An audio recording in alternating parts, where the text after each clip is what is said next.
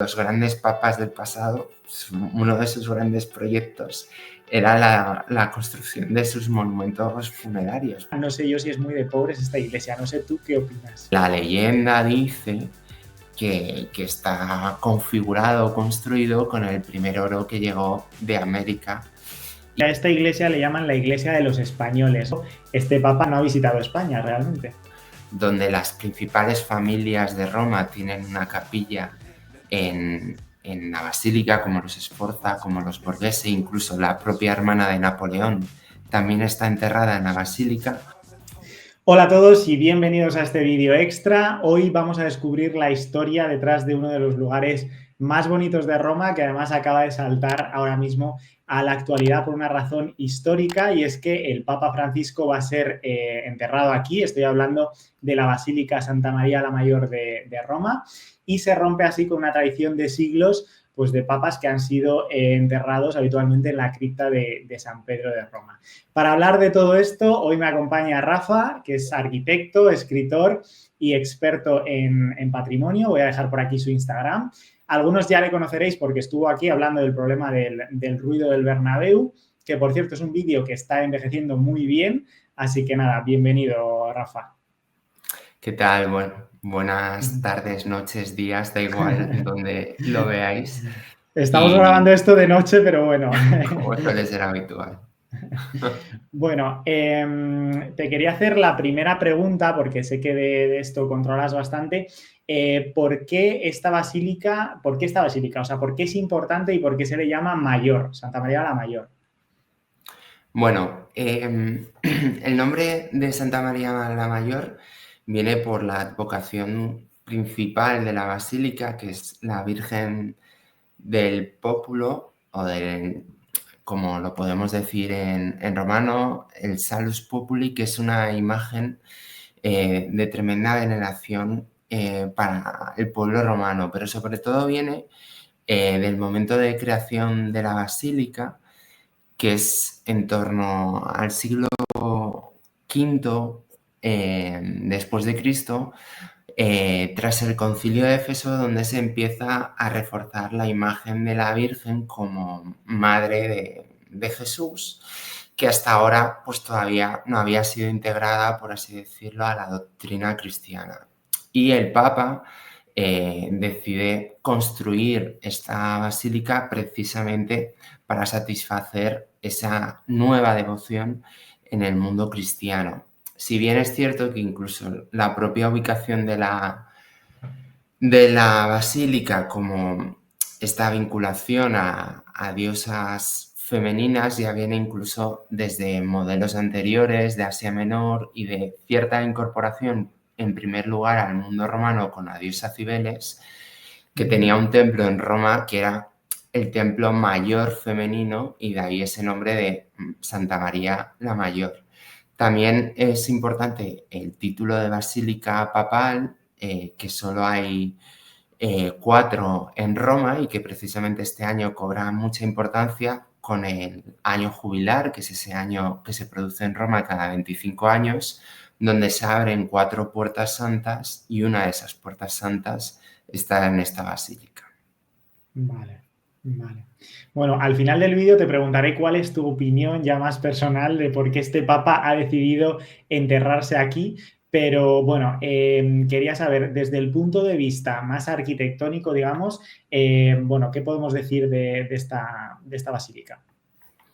Bueno, pues precisamente por esa importancia que ha tenido siempre en la ciudad de Roma, ha tenido la colaboración en su diseño de los principales arquitectos. Sí que es importante en este sentido entender un poco el papel de los papas previo al siglo XX, puesto que el papa no deja de ser una especie de príncipe de Roma, ¿vale? Y por tanto era el principal impulsor del desarrollo arquitectónico de la ciudad, y cada papa trataba de convertir a Roma en una ciudad más bella, más poderosa. Por eso, esta basílica, con la importancia que tuvo para el papado, siempre estuvo al frente de la misma con numerosos proyectos arquitectónicos. Pero sí que es cierto que ya desde el principio es muy interesante por lo que he dicho, por ser una basílica construida para satisfacer el culto a la Virgen. Desde el punto de vista arquitectónico, la basílica inicial es una basílica paleocristiana de planta basilical con 3 naves y que se corresponde con el modelo clásico de las basílicas paleocristianas y que es muy interesante porque esa tipología ha llegado a nuestros días y precisamente quizá desde el punto de vista arquitectónico por su singularidad y por ser probablemente las representaciones más antiguas que hay de la Virgen prácticamente todo el contexto del Imperio Romano de Occidente son estos mosaicos que se encuentran en el arco triunfal que se encuentra delante del ábside de la basílica y que representan escenas de la Virgen y que son originales del propio primer momento de construcción de la basílica y que por tanto pues tienen más de 1600 años de antigüedad y demuestran la importancia que ha tenido la Virgen en todo el desarrollo del culto cristiano. Este arco del triunfo, ¿no? Esta, Con esos sí. mosaicos. Esto entiendo que es del estado actual. La planta que veíamos antes era la planta original paleocristiana, que luego me imagino que veremos también la imagen de la planta actual. Claro, eso es así. En las basílicas paleocristianas la parte fundamental era este arco del triunfo que, como su propio nombre indica, viene un poco referenciado a los propios arcos del triunfo romano y era la imagen principal que encontraban los fieles al entrar a la basílica y hacer ese recorrido casi longitudinal hasta llegar al ábside. Oye, y lo que se ha estado escuchando mucho estos días también es que a esta iglesia le llaman la iglesia de los españoles. No sé si podrías decirnos un poco cuál es la relación de esta basílica con España. Bueno, pues la vinculación es una vinculación histórica y que se refleja mucho en su arquitectura. Quizá la parte fundamental y que más leyendas ha despertado respecto a esta vinculación con España es el propio artesonado de la nave principal, un artesonado que se construye bajo bajo el reinado de los reyes católicos en España, pero bajo el papado de Alejandro V, que fue un papa español de la familia de los Borgia, y que coincide con un momento donde la monarquía española tiene un papel muy relevante en el papado. Y es importante de nuevo entender que en ese momento el papa era un príncipe, el príncipe de los estados pontificios, y que jugaba un equilibrio muy importante en el nivel, por así decirlo, de las políticas europeas. Y un poco los principales estados que intentaban siempre llevarse muy bien con los estados pontificios era por una parte Francia y por otra parte España. Y muchos de los proyectos arquitectónicos de ese momento son, por así decirlo, regalos o intentos diplomáticos de establecer esos vínculos entre el Estado de España y el Estado pontificio. Y uno de ellos, que coincide prácticamente con uno de los grandes proyectos que también financia España en Roma, que es el templete de Bramante, es precisamente este artesonado que la leyenda dice que está configurado o construido con el primer oro que llegó de América y que los reyes católicos mandaron al Papa Borgia para decorar este artesonado, ¿no? Y de hecho, si nos fijamos en muchos de los detalles de la decoración del mismo, hay unos temas heráldicos, unos escudos, que se corresponden con los escudos del Papa, que como digo era español y era de la familia de los Borgia, y este escudo destaca porque uno de sus elementos fundamentales es la presencia de un toro, o sea que en la propia basílica también hay unos cuantos toros en el momento en el que aparece en este escudo de la familia Borgia.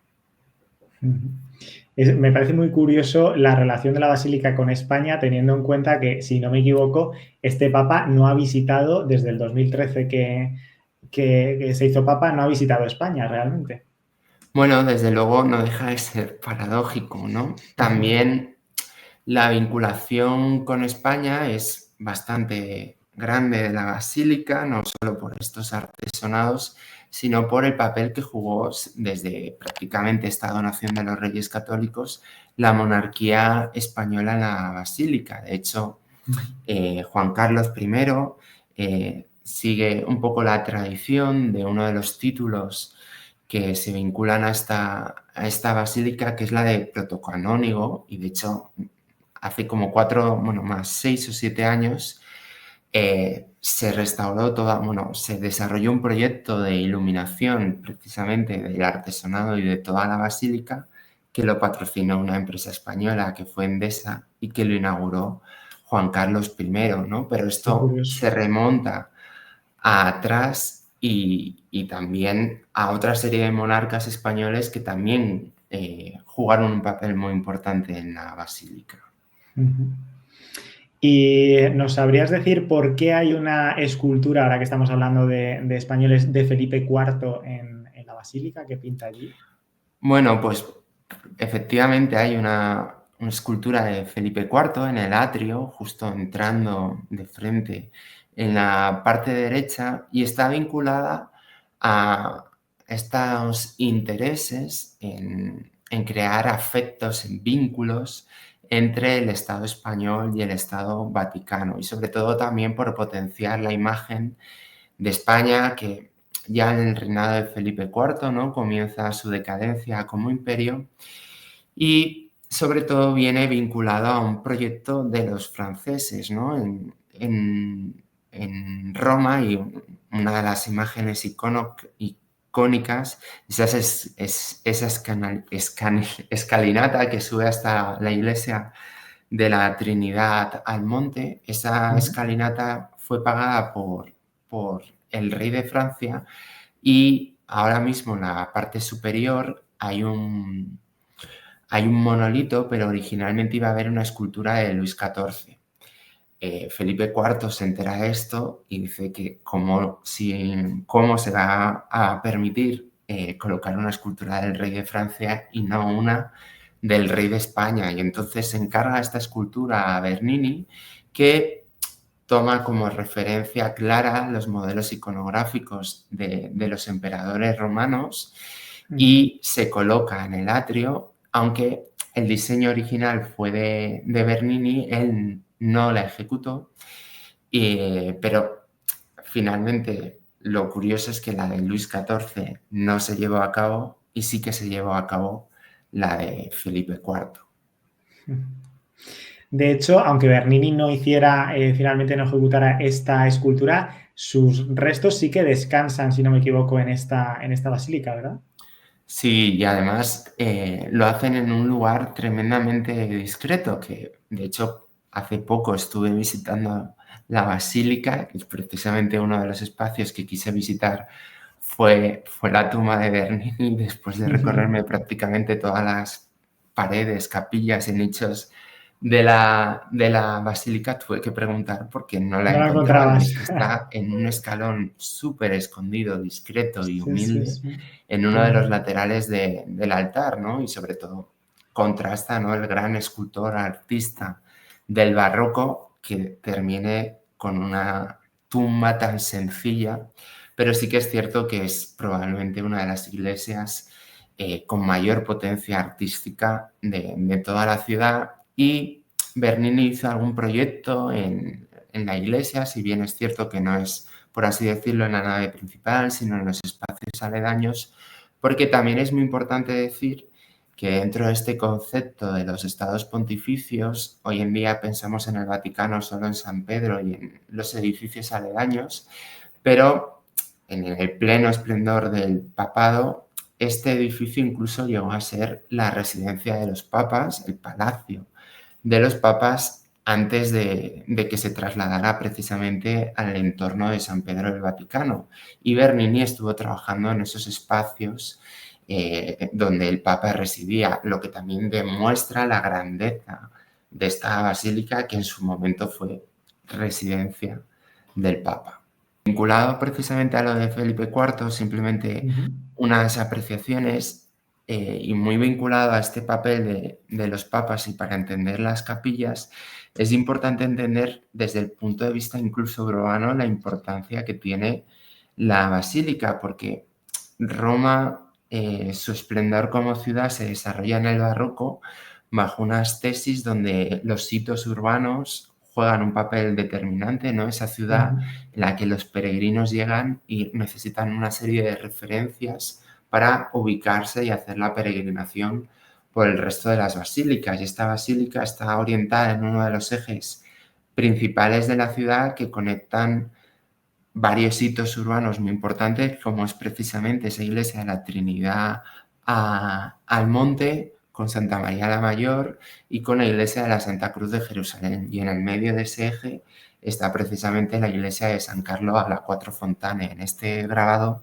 ese monolito que se aprecia al fondo, ese obelisco, es el que está situado delante de Santa María la Mayor, porque era un poco el hito principal que cerraba una de las principales avenidas, que es precisamente la vía de las Cuatro Fontane.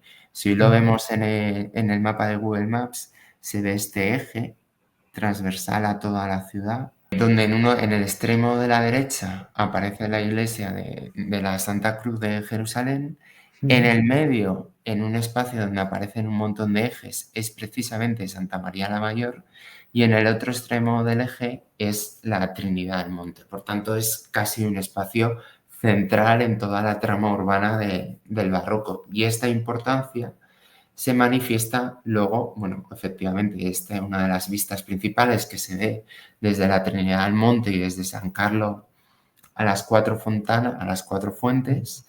Y aquí en la planta pues podemos destacar un poco las principales capillas, ¿no? Que a primera vista llaman la atención dos que rompen un poco precisamente ese eje de la basílica paleocristiana, que son las dos laterales que se encontrarían en la especie de configuración de ese transepto que marcaría una especie de cruz en la planta, ¿no?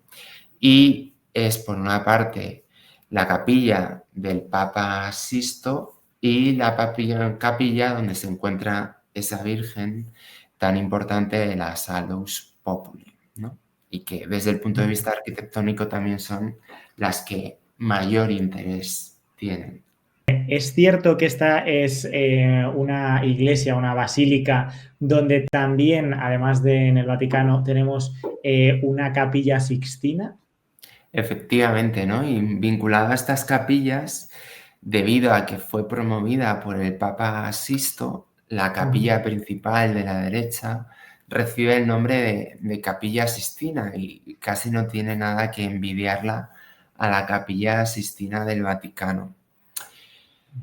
Es importante también vincularse para entender esta capilla o retroceder a los orígenes de la construcción de la basílica. Hemos dicho que es el momento en el que se pone el foco en la Virgen María como madre de Jesús y se la convierte en una figura muy importante dentro del mundo cristiano. Y ese momento más importante es, por tanto, el nacimiento de Jesús en Belén, ¿no? Y ya en la basílica original se construyó una gruta que imitara la gruta de Belén donde nació Jesús. Y el Papa Sisto decide trasladar esa gruta, que originalmente estaba en el ábside de la basílica, al subterráneo de esta capilla. Y es muy interesante la capilla porque un poco refleja los principales debates que se producen en la arquitectura del momento,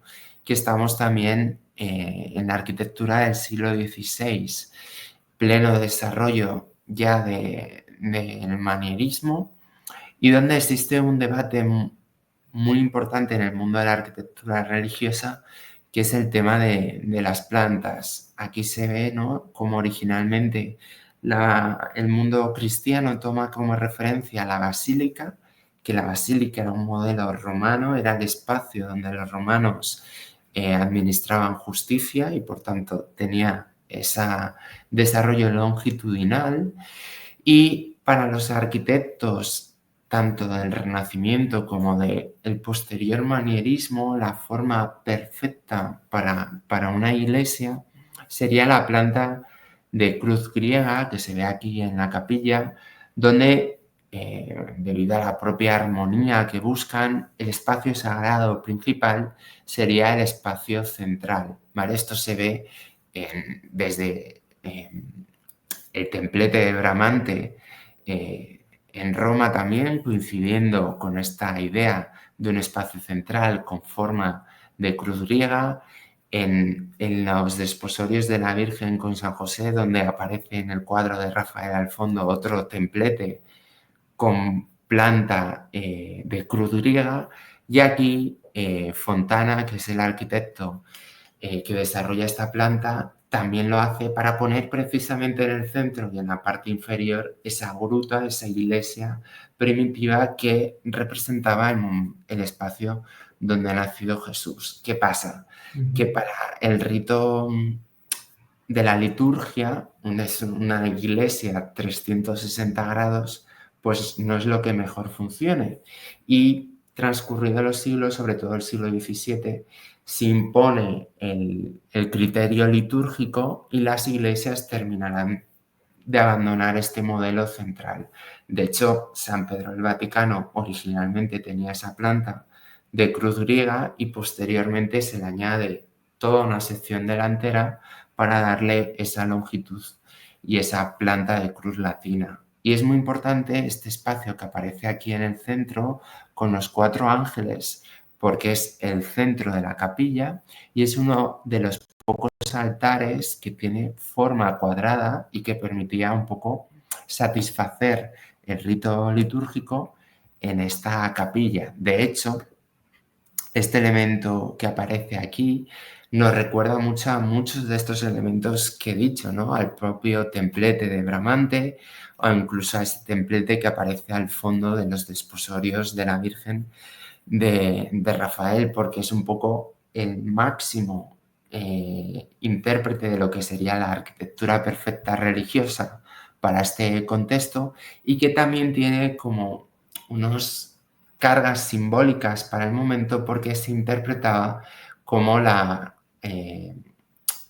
iconografía del templo de Salomón, ¿no? Entonces hay una serie de vinculaciones tremendamente importantes y es un modelo que vemos desde los libros de arquitectura del Renacimiento a una de estas espacios donde se consiguió llevar a cabo como es esta capilla que, por así decirlo, lo tiene doblemente, tanto en la forma arquitectónica de la capilla como en esa suerte de maqueta central que tiene la capilla en su altar central, ¿no? Aquí se ve claramente en esta foto del techo donde se ve reflejada esa planta de cruz griega y Cruz cómo griega total. aparece ese espacio central sagrado con la réplica del edificio de la maqueta en la parte central. Oye, ya que estamos hablando de los grandes nombres italianos y de Roma, Miguel Ángel también pasó por aquí, por esta iglesia, también tiene algo que ver con Santa María la Claro, Mayor.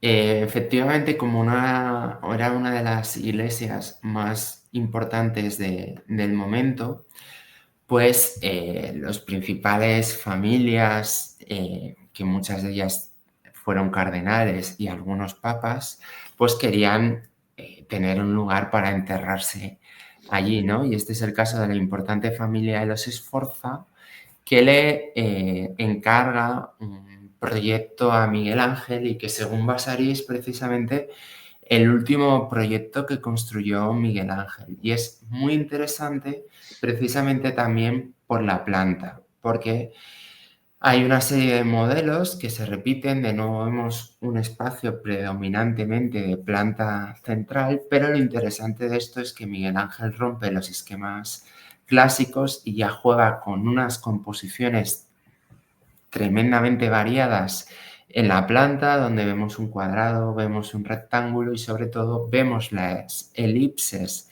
de los laterales que están adelantando a las composiciones del barroco y de San Carlo a las cuatro fuentes y que se convierte en una de las capillas por excelencia para sentar las bases de lo que será la arquitectura del barroco.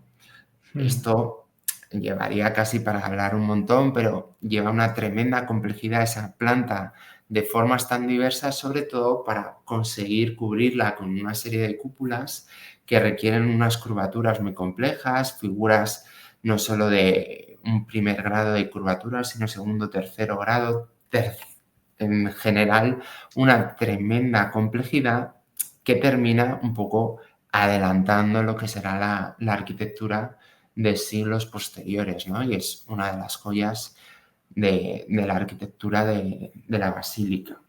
Vale, Rafa, ¿y qué nos puedes decir de la capilla concreta que ha elegido el Papa Francisco para su descanso eterno, digamos?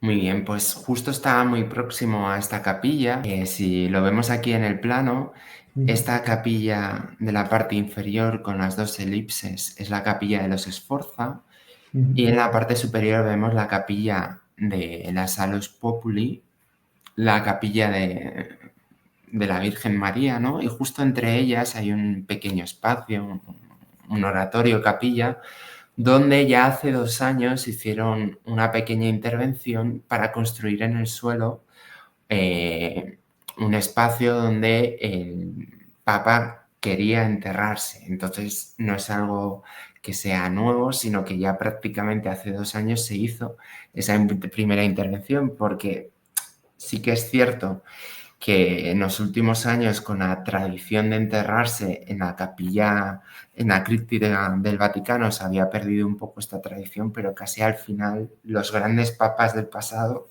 uno de sus grandes proyectos era la construcción de sus monumentos funerarios, prácticamente desde Miguel Ángel hasta posteriores. Uno de los grandes proyectos que hacía el Papa era decidir dónde se iba a enterrar, contratar a un arquitecto y realizar un proyecto. De hecho, en esta basílica hay varios papas, entre ellos el Papa Sisto, que fue el que construyó la Capilla Sistina y que en su propia capilla, justo al otro lado de donde ha elegido el Papa Francisco, tiene su monumento funerario y reposan sus restos. Sobre el lugar elegido, bueno, es este pequeño espacio entre la capilla de la Salus Populi y la capilla de los Sforza, donde vemos aquí esa lápida que se ha construido o se ha colocado para contener los restos de Francisco y que, ujú. como ha aparecido en su testamento, pues que simplemente quiere una inscripción muy sencilla, muy similar casi a la que contiene Bernini. Ujú. Sobre el hecho de enterrarse aquí, hay que primero dar algún dato más importante, ¿no? En primer lugar, eh, la enorme devoción que tiene el Papa a esta Virgen, a la Salus Populi, que explica muy bien todo el contexto de creación de la basílica. Este icono se supone también, según la tradición, que fue pintado por el propio San Lucas y que es un retrato de la Virgen, ¿no? Independientemente de eso, es la iconografía que representa un poco a lo que está dedicado la basílica, que es a la Virgen María como Madre de Jesús, y que ha tenido muchísima importancia en el desarrollo de Roma, sobre todo con las plagas, con las epidemias, ya que era un poco la Virgen clave a la que se iba a rezar, a la que se iba a pedir el fin de una pandemia, y de hecho, en la última pandemia del COVID, la Virgen la trasladaron a San Pedro del Vaticano para que intercediera ante la, ante el fin del COVID, ¿no? Y sí que es cierto que el Papa Francisco era muy devoto de esta Virgen y antes de que saliera de Roma de viaje la visitaba. Pero también hay que contar que el Papa era jesuita y que ha sido el único jesuita de la historia que ha sido Papa hasta ahora. Y esta iglesia también es muy, muy importante para los jesuitas porque San Ignacio de Loyola hizo la primera misa antes de crear la orden de los jesuitas en esta iglesia y precisamente ante esta Virgen. Entonces ya hay más de un motivo, de ese motivo devocional, de un poco vincularse a esa historia del papado y sobre todo de los jesuitas. Sobre la decisión del Papa de enterrarse aquí, sí que es cierto que ya desde siglos la tradición llevaba a que los papas se enterraran en la cripta del Vaticano, sobre todo en el siglo XX, vinculados a la tradición de San Pedro, y es un poco la novedad que rompe en un nuevo protocolo que intenta cambiar bastante y sobre todo, por así decirlo, hacer más sencillo todo el protocolo de las exequias fúnebres del Papa. Vale, y por ir terminando, por ir cerrando, quiero recordar una frase que dijo el Papa Francisco cuando fue elegido Papa en marzo de 2013, y es que, refiriéndose al lugar donde quería descansar, él decía que le gustaría una iglesia pobre y para los pobres. Aunque he de decir que con todo lo que hemos visto en esta última media hora, no sé yo si es muy de pobres esta iglesia. No sé tú qué opinas. Claro, bueno, obviamente la decisión de ubicarse aquí, más que vinculada a un gesto de humildad, en mi modesta opinión, parece más satisfacer un gusto personal, ¿no? Que es el de estar próximo al icono de la Virgen del Salus Populi, sobre todo quizá también vincularse a esa tradición de la Compañía de Jesús en un espacio donde San Ignacio de Loyola fue muy importante. Solo hay que atender a todos los datos que hemos visto, donde las principales familias de Roma tienen una capilla en la basílica, como los Sforza, como los Borghese, incluso la propia hermana de Napoleón también está enterrada en la basílica, por lo que no parece un espacio donde los pobres se hayan enterrado tradicionalmente. Entonces, independientemente de que la lápida sea muy humilde, sencilla y fuera de decoraciones, el espacio tiene una enorme carga simbólica y probablemente sea una de las basílicas con una mayor riqueza ornamental de toda la ciudad. Pues dicho queda. Me ha parecido una charla interesantísima, la verdad, Rafa. Muchísimas gracias por todas tus aportaciones. Dejaré por aquí tu Instagram para que quien quiera verte un poco más tu contenido que te siga por allí. Y nada, muchísimas gracias a todos los que habéis llegado hasta aquí. Ya sabéis que de vez en cuando me gusta sacar vídeos un poco distintos a la temática de la vivienda, sobre todo cuando hay temas de actualidad que lo permiten.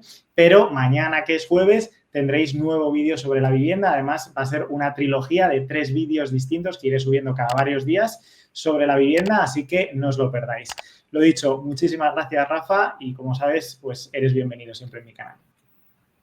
Hasta luego.